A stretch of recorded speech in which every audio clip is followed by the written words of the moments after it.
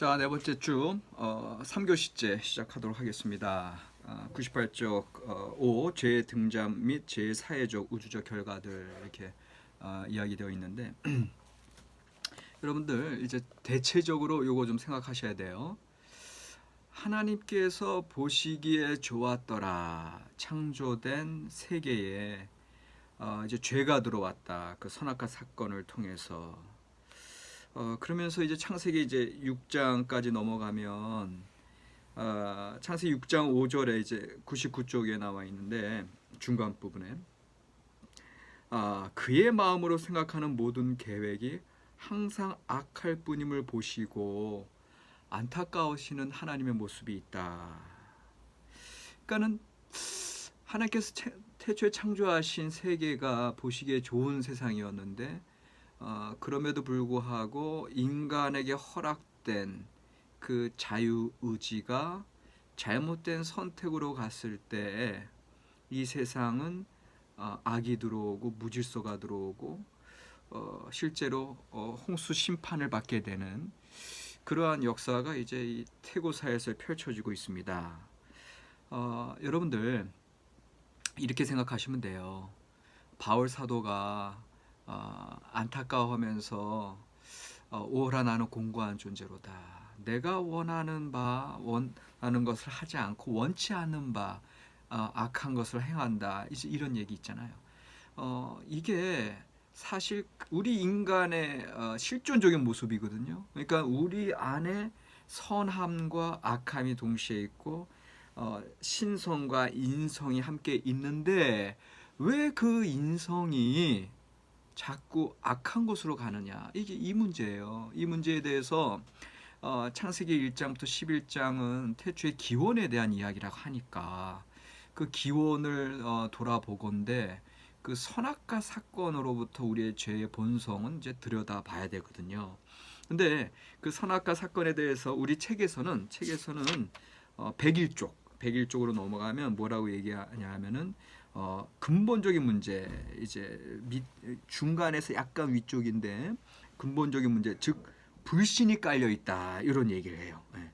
불신이 깔려 있고 그다음에 101쪽에 쭉 그 밑에서 하나 둘 세 번 네 번째 줄 보면 죄에 대한 거. 물론 이제 죄라는 단어는 전혀 등장하지 않고 창세기 4장 7절에 처음 등장한다 이렇게 나와 있는데 이 하나님 앞에, 그러니까 선악과 이제 우리 테레스 프레다임 이 책 저자는 불신의 문제, 그래서 하나님께서 허락하신 말씀, 이 정령코 너희가 죽으리라라고 말씀하셨는데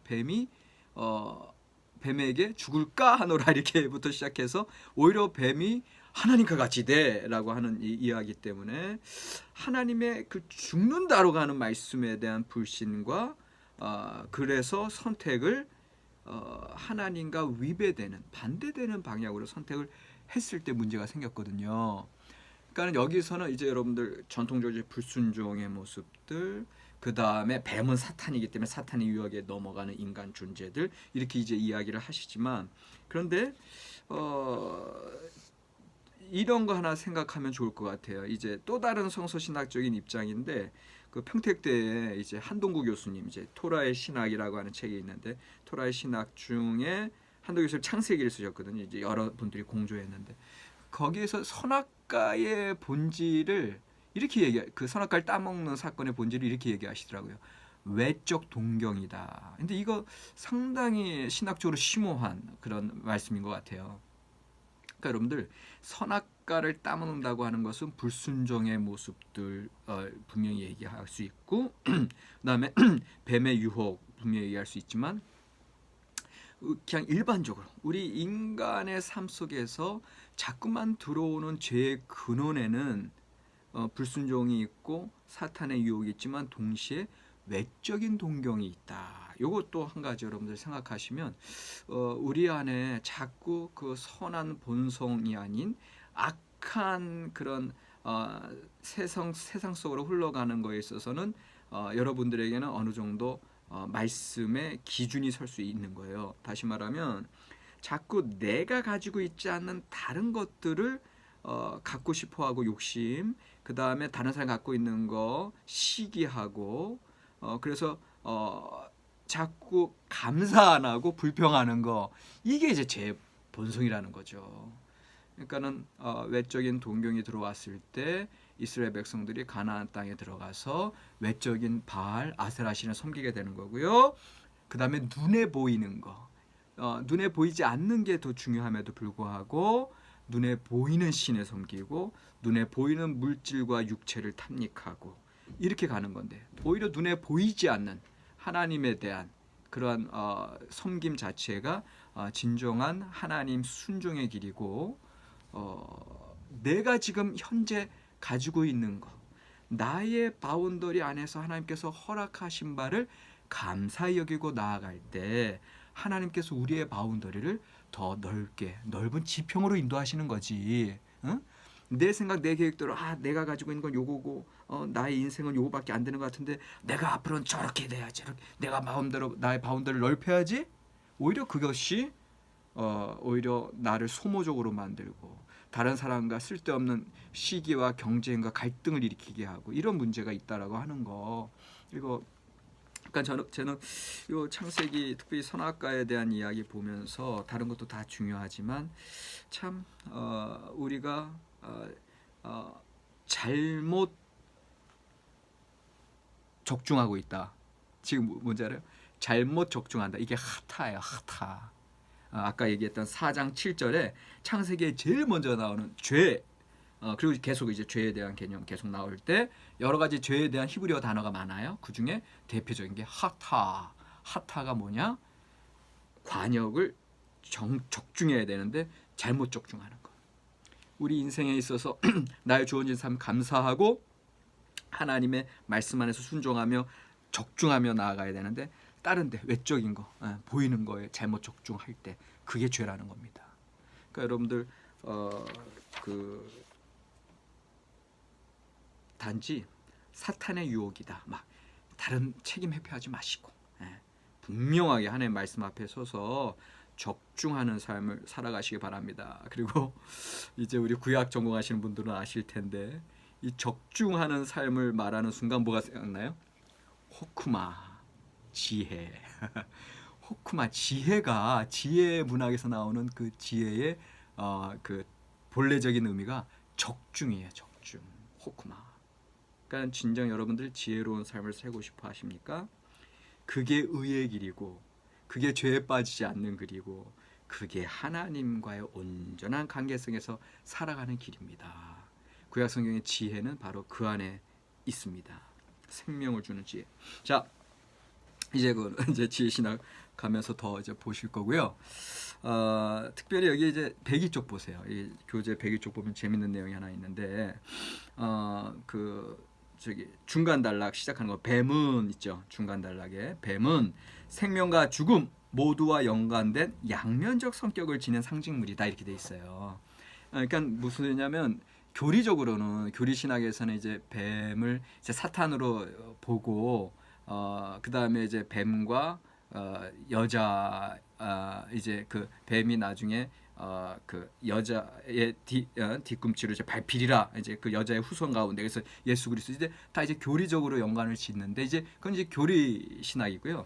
성서 신학에서는 본문을 그대로 보셔야 돼요. 왜냐하면 아직 구약 시대 때는 영육이 이제 이분화되지 않고 영혼 육모 3분화되지 않고 구약 성경은 영혼과 육체성이 하나로 가요. 통합된 세계관이에요.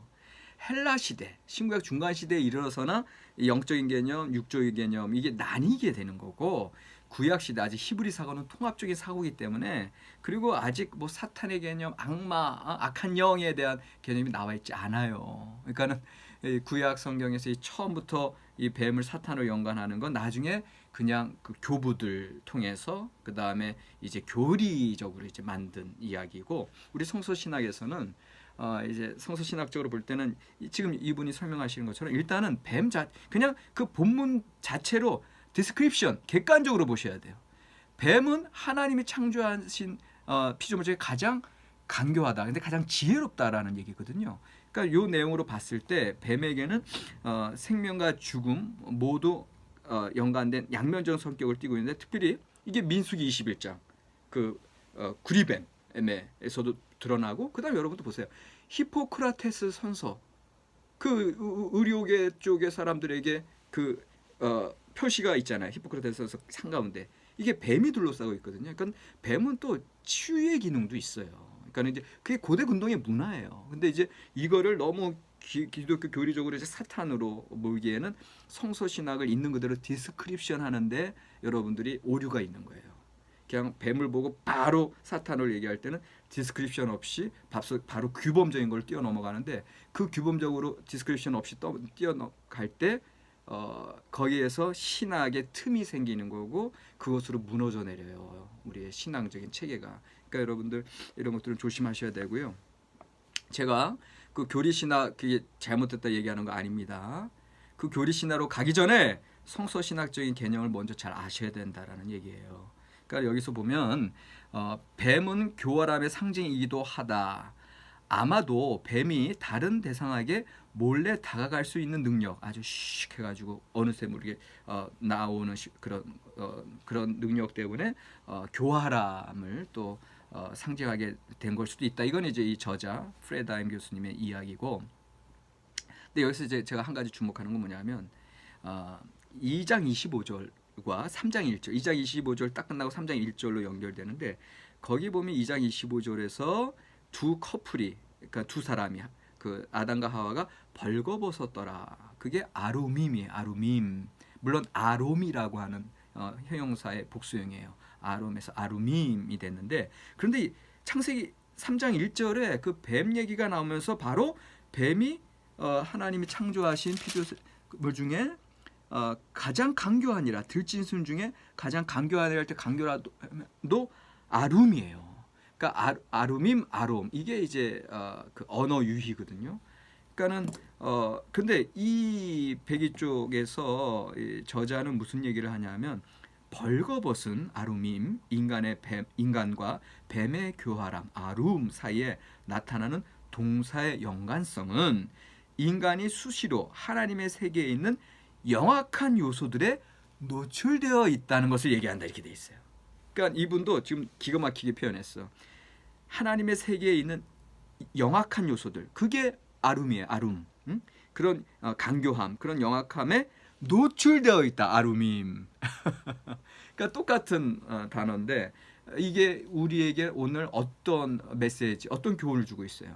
그러니까 우리가 어떤 그런 강교함에 항상 노출되어 있고 벌거벗어져 있다라고 하는 거. 그러니까는 우리는 하나님의 말씀으로, 하나님의 은혜로 하나님이 가죽옷을 입히시고, 하나님의 말씀 위에 흉배를 붙이고 믿음의 방패를 들고 말씀의 검을 가지고, 그걸로 무장하지 않으면 그런 강교함에, 교활함에, 사탄의 유혹에 빠질 수밖에 없다라고 하는 게 벌써 여기에 나와 있다라는 거죠. 그러니까는 그래서 우리가 잘못된 선택으로 간다. 그게 불신으로, 그 다음에 외적 동경으로 갔을 때 죄가 인간 세계에 들어올 수밖에 없다. 그러니까 여기서 뱀은 밑에서 102쪽 밑에서 하나, 둘, 셋, 넷, 다섯, 여섯 번째 줄, 뱀은 하나님의 선한 창조 가운데서 인간이 가질 수 있는 선택의 여지를 드러내주는 메타포다. 이게 성서신학이에요. 성서신학적 입장은 이렇게 디스크립션에서, 아까 디스크립션은 뭐예요? 뱀은 어떤 생명과 죽음 모두와 연관된 양면적 성격을 지닌 상징물이다. 이제 그것이 이제 민수기에서 이렇게 그렇게 나왔다는 거고, 그래서 이것을 좀 발전시켜서 사실은 뱀은 본문을 통해서 보니 하나님의 선한 창조 가운데서 인간이 가질 수 있는 선택의 여지를 드러내주는 메타포다. 이렇게 이제 성서신학적으로 얘기하고, 이제 이렇게 얘기하면서 이것이 나중에 신약 시대에 이르러서는 결국은 잘못된 선택으로 이끄는 사탄이다. 이렇게 이제 얘기가 가는 거예요. 그러니까는 본문 자체에서는 있는 그대로 뱀이라고 하는, 그러니까 이걸 할 때 여러분들 뭘 깨닫냐면 지혜롭고 강교하고 오히려 잘난 사람들이 죄악에 노출되기 쉽구나, 이런 새로운 메시지가 다가오잖아요. 이게 성서신학이라니까요. 뱀을 보는 순간 무조건 사탄 이렇게 하면 더 이상 본문에서 끄집어낼 메시지가 없어. 그러나 본문에서 그대로 이 뱀이 어떠한 문학적인 기능을 하고 있지? 왜 이게 어떠한 메타포로 작용하지? 봤더니 가장 지혜로운 자가, 가장 능력이 있는 자가 그런 교활함에, 죄악에 더 노출되기 쉽구나. 노출되기 쉽. 이걸 깨닫는다는 소리예요. 그러니까 여러분들 성서신학 그 메시지들이 이제 본문을 하나하나 봤을 때 이제까지 전혀 놓치고 있었던, 우리가 생각지도 못했던 것들, 메시지 끄집어내는 거, 이런 것들 여러분들 보시면서 성서신학의 그 어떤 매력에 빠지시고, 이게 단지 매력 차원이 아니라 진정 하나님이 주신 메시지들이 이 안에 있다니까요. 이런 메시지들을 좀 끄집어내는 훈련들을 여러분들 하시면 좋을 것 같아요. 자, 그래서 여기서 더 이상 시간을 끌고 있을 수는 없고 넘어갑니다. 넘어가서 104쪽에 보면 104쪽에 이제 그 밑에 단락, 많은 학자들은 이게 시작하기 전에 위에 보시면 이렇게 돼 있죠. 그 이제 죄악의 결과 하나님이 나타나셨을 때 그들이 서로 떠넘기게 한다. 서로 떠넘기기만 한다. 그래서 죄는 인간과 인간을 갈라놓고, 아담과 하와, 또 인간과 하나님 갈라놨죠. 또 인간과 인간 안에 존재들 또 갈라놨죠. 그리고 인간 내면의 부끄러움, 나 자신과도 갈라놓는 그런 불협화음을 만들어냈다. 그 다음에 많은 학자들은 창세기 3장 14절 19절이 규범적, 그러니까 이게 제가 지금 설명한 거예요. 이제 규범적이라기보다는 서술적이라고 말한다. 이게 이제 성서학자들이 하는 얘기예요. 그러니까는 이 규범적이라고 얘기하는 것은 그냥 이걸 보는 순간, 뱀을 보는 순간 사탄에 얘기하고, 그 다음에 그 하나님에게 이제 죄의 결과 하나님이 내리신 형벌 자체가 오늘날 그냥 규범적으로 쫙 뱀은 기어다녀야 되고 여자의 후손과 원수가 되고, 또 그게 그냥 규범적으로 나타나는 게 아니라 서술적으로 쭉 보셔야 된다는 거예요. 그래서 서술적으로 보면서 제 행위가 어떤 결과를 낳았는지에 대한 하나님의 선언으로 이해되어야 적절하다. 104쪽 밑에서 네 번째 줄. 그러니까 성서신학적으로 보는 훈련을 지금 책을 통해서 보시는 거예요. 자신의 행동의 결과를 스스로 거두어 들이는 것이 마땅하다는 걸 가르쳐 주는 거지, 이것 때문에 모든 존재가 다 그렇게 됐다라고 규범적으로 보편타당하게 점프하는 건 조금 어렵다. 이제 이 얘기를 하는 거죠. 그러니까는 여기에서 오히려 성서신학적인 메시지는 오히려 내가 지은 죄에 대해서 내가 그 책임을 져야 되고, 거기에 대한 심판, 형벌은 내가 감당해야 되고, 이런 주제가 이제 성서신학적인 주제고, 물론 여기서 더 나아가서는 이제 교리적으로 이것 때문에 인간들이 노동하는 또 해산의 고통이 있다. 그거는 이제 교리적인 해석인데, 성서신학적인 해석은 거기까지는 이제 조금은 점프다, 논리적 비약이다, 이제 이런 얘기를 하고 있는 겁니다. 자, 그리고 나서 이제 가인과 아벨 이야기가 이제 106쪽에 쭉 설명하고 있고요. 이 가인과 아벨 얘기 중에서 하나 강조할 것은 106쪽에 이것도 죄에 대한 문제와 관련돼요. 106쪽의 밑에서 세 번째 줄. 하나님은 가인이 자신의 화를 다스릴 수 있다고 분명히 언급하신다. 그러셨어요? 안 그러셨어요? 예? 죄의 문제에서 우리가 꼭 기억해야 될 거. 4장 7절에 하나님이 이제 우그락불그락하는 가인에게 말씀하시잖아요. 내가 선을 행하면 어찌 낯을 들지 못하겠느냐. 선을 행하지 아니하면 죄가 문에 엎드려져 있나니. 항상 죄에 노출되어 있다는 소리예요. 노출되어 있으니 죄가 너를 원하나 너는 죄를 다스릴지니라. 너는 죄를 다스릴지나. 그러니까는 아룸임은 이제 간교함, 교활함, 그 죄악적인 요소인데, 거기에 우리가 노출되어 있다 그랬잖아요. 그러니까 죄가 문에 엎드려져 있는데 네가 그래서 죄가 너를 원하지만 너는 죄를 다스릴지니라. 그러니까는 결국은 이 하나님께서 보시기에 좋았더라 창조된 이 세상 속에 우리 인간이 하나님의 창조의 동역자라고 말씀드렸잖아요. 근데 그 동역자에게는 하나님의 뜻에 따라 죄를 다스리고, 하나님의 뜻에 따라 창조 질서를 이 땅 가운데 하나님의 나라를, 하나님의 의를 이루어가야 되는데, 우리는 그 죄를 다스리지 못하고 그 죄에 그냥 노출되어 있고, 또 죄에 그냥 빨려 들어가. 사탄의 유혹에 빨려 들어가. 마귀 사탄의 권세에 사로잡혀 있다는 소리예요. 죄가 너를 원하나 너는 죄를 다스릴지니라. 이것이 이미 가인 이야기가, 그걸 지키지 못할 때 살해가 일어나는 거예요. 살인이 일어나는 거예요. 무질서가 일어나는 거고, 평생 이 세상을 유리하는 자, 하나님과의 관계 끊기고 사람들과 관계 끊기고 유리하는 자가 된단 말입니다. 이런 선소신학적인 메시지들 여기서 이제 강조가 되고 있고요. 자, 그래서 107쪽 보세요. 또 계속 같은 이야기인데 107쪽 중간쯤에 보면 한편으로 선을 지속해가는 삶 가운데 힘찬 생명의 약동이 나타나고요. 이게 이제 창세기에 나타나는 족보들 쫙 보면, 족보 이제 누가 낳고 이제 누구의 아들 몇 살까지 살고 죽고 또 몇 살까지 살고 죽고, 그러나 계보가 계속되는 것 자체는 첫 번째 생명의 약동을 나타낸다. 그런데 두 번째, 그럼에도 불구하고 다른 한편으로 폭력이 더욱 난무하게 된다. 이제 라멕에 대한 얘기. 제 결과로 인간의 수명이 점차 줄어든다. 이런 거. 그러니까는 그 계보를 통해서도, 지루한 계보 이야기 가운데서도 성소신학자들은 이렇게 메시지를 끄집어내는 거예요. 그 계보를 봤더니 생명의 약동, 그 하나님의 창조의 그 어떤 질서와 생명의 능력이 진행된다. 그러나 동시에 그 계보 가운데 그 악한 자, 폭력자, 라멕 같은 이들이 나타나는 거 보고, 그러면서 여전히 인간 세상에 약동치고 있는, 요동하고 있는, 생명의 약동에 비해서 요동치고 있는 악의 세력, 무질서의 세력, 요거가 이제 항상 우리 안에 있다는 거. 얼마나 우리 자신을 잘 이야기하고 있습니까? 우리 안에 하나님의 성령의 생명의 약동, 그럼에도 불구하고 이 죄악의, 이 사탄의 소리들의 요동침, 이것들 사이 우리가 늘 오호란하는 공고한 존재로 다 있지 않습니까?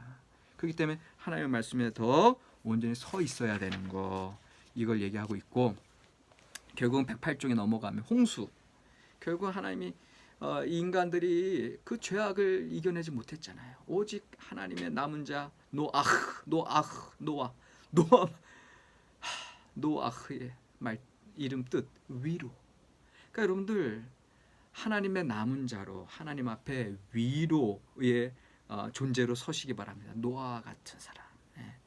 노아는 그 하나님의 말씀에 충실했고 그 죄를 다스렸고, 그리고 말씀에 순종하여 구원의 방주를 짓고, 그러나 홍수 심판의 핵심 메시지는 구원의 방주보다는 이 세상은 하나님의 그 의로움 때문에 그 부정함, 오염됨을 하나님이 참지 못하시고 쓸어버릴 수밖에 없다는 거. 첫 번째, 심판이 분명히 있다는 거. 그러나 두 번째, 이제 노아의 방주 이야기, 그 구원, 하나님 남은 자들 구원. 그러나 세 번째, 제일 중요한 건 그 태초에 아름답게 창조된 하나님의 세상이 이미 깨져버린 거예요. 이미 다 씻겨버린 거예요.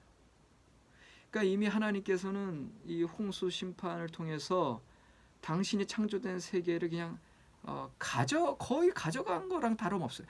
그 이후에 펼쳐지는 새로운 세상은 사실은 이전의 그 창조 세상과 다르잖아요. 그러니까 그만큼 하나님 앞에서는 하나님과 이 피조 세계에 있어서 안타까운 현실인데, 근데 여기서 얘기하고 싶은 건 뭐냐면, 그럼에도 불구하고 하나님이 무지개 언약을 주셨다는 거. 하나님이 당신이 그 심판으로 다 온 피조 세계를 멸절시킨 걸 후회하시고, 그러니까 이게 뭐 하나님이 전지전능하신 분이 뭐 이래, 이제 그런 어떤 철학적인 하나님 차원이 아니라 여전히 인격적인 하나님의 모습이 또 여기서 하나님의 이제 양면적인 모습, 통합적인 모습으로 보실 때, 하나님은 그 부모와 같죠. 부모. 이 악하게 나아가는 자녀를 징치하고 회초리를 들이대고 그래야 되지만, 그 회초리로 때리는 그 어머니의, 아버지의 마음 더 찢어지잖아요. 그런 모습을 우리가 홍수에 후회하신 하나님의 모습 가운데 발견하는 거고, 그래서 하나님의 은혜의 언약이 비로소 내가 다시는 물로써 세상을 심판하지 아니하리라.